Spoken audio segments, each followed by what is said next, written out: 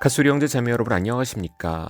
지난주에 이어서 이번에는 부부라는 관계에 대해 솔로분들과 결혼하신 분들도 참고해야 되는 성경적 내용을 다뤄보겠습니다. 제가 아직 결혼은 하지 않았어도 성경은 모든 것에 지혜를 주시기 때문에 얼마든지 다룰 수 있는 부분입니다.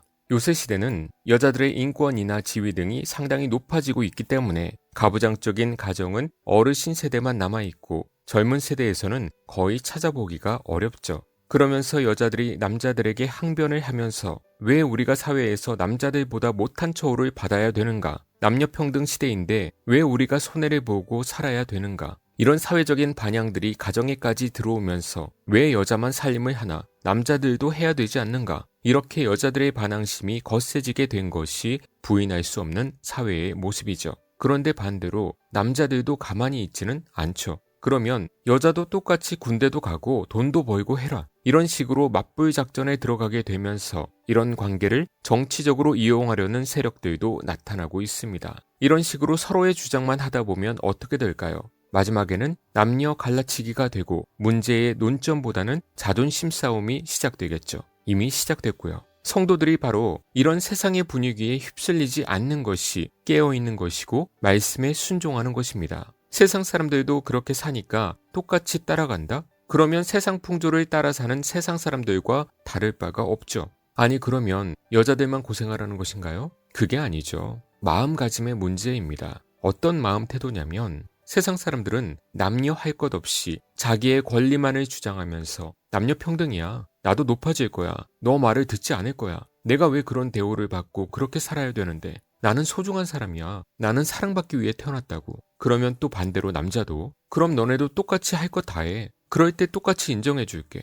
이렇게 평등을 외치면서도 서로 높아지려고 하고 서로 절대 지지 않으려고 하면서 계속해서 바벨탑처럼 높아지려고 하는 것이 세상 사람들의 마음이고 평등의 방향성입니다. 그런데 하나님의 사람들도 당연히 남녀 평등을 말합니다. 물론 남자가 먼저 지어지고 그의 배필을 하나님께서 지은 순서적인 차이는 있지만 남자가 더 우월하다라고 기독교는 말하지 않습니다. 평등해요. 그러나 세상 사람들과 마음가짐이 달라요. 어떻게 다를까요? 서로 겸손하면서 서로 낮아지면서 평등을 말합니다. 나같이 이렇게 부족한 사람 만나줘서 너무 고맙고 나와 함께 주님의 길을 가줘서 너무 고마워요. 내가 이 세상 사는 동안 그대만 보면서 헌신할게요. 이렇게 말하면 상대방이 뭐라고 할까요? 그래, 그래야지. 나는 대단하니까. 너는 그렇게 나한테 헌신하며 살아. 나는 내 마음대로 살게. 이럴까요? 아니죠. 아니야. 내가 더 고맙지. 내가 남들처럼 다 해줄 수는 없어도 해바라기처럼 당신만 바라보면서 살아가고 어떤 일이든지 함께하면서 서로 도우면서 말씀대로 살아가자. 이렇게 서로 낮아지면서 평등한 관계가 되는 것입니다. 세상의 남녀도 평등을 말하고 하나님의 사람도 평등을 말하는데 세상은 서로 높아지면서 평등을 말하고 하나님의 사람들은 서로 낮아지면서 자기 부인을 하면서 평등을 말합니다. 이것은 당연히 서로 거듭난 사람들이 만났을 때만 가능한 것이죠. 평생 좋은 일만 있겠습니까? 중간에 기분 나쁠 때도 있고 미울 때도 있겠죠. 그런데 믿음의 사람들은 그런 순간적인 마음이 계속 지속되거나 그런 마음이 배신까지 이어지는 일은 없다는 것이죠. 그러나 세상 사람들은 그 순간 불처럼 뜨거웠다가도 마음이 돌변하면 배신까지 이어지니까 이렇게 이혼율도 올라가는 것입니다. 그들은 언약이라는 자체의 중요성을 모르기 때문이죠. 그들도 결혼할 때 서약하고 맹세하잖아요. 그런데 취소를 해버리잖아요. 아내들아 남편에게 복종하라. 이는 주 안에서 마땅하니라. 남편들아 아내를 사랑하며 괴롭게 하지 말라. 아멘. 예전부터 이 구절을 가끔 올리게 되면 왜 아내부터 복종해야 되냐고 따지는 여자들이 있었습니다. 정말 정상적인 목사들도 여자들의 믿음을 볼 때 가장 뭐부터 보는지 아십니까? 가정에서의 모습부터 봅니다. 아내들이 먼저 자발적으로 순종해야 되는 이유는 하나님의 창조 질서 중에 하나이고 또 이 모습은 곧 성도들이 그리스도께 자발적으로 순종하는 모습으로 이어지는 것입니다. 그런데 아무 말이나 순종하라는 것이 아니라 주 안에서 하라는 것입니다. 믿음에서 벗어나는 것은 순종하면 안 된다는 것이죠. 마치 국가에서 군인이라고 할지라도 불법적인 것을 상관이 명령하면 거부해야 되는 것이 마땅한 것처럼 말입니다. 그리고 남편들은 아내를 사랑하고 괴롭게 하지 말라고 하십니다. 여기서 괴롭게 하지 말라는 의미는 아내를 짜증나게 하지 말라는 것입니다. 아내가 행복해 할 수 있도록 사랑의 봉사를 하라는 것이죠. 그것은 개인적인 차이가 있을 수 있겠지만 자신의 머리를 최대한 활용해서 아내를 기분 좋게 해주라는 거예요. 너무 목석 같고 재미없고 그래도 안 좋아요.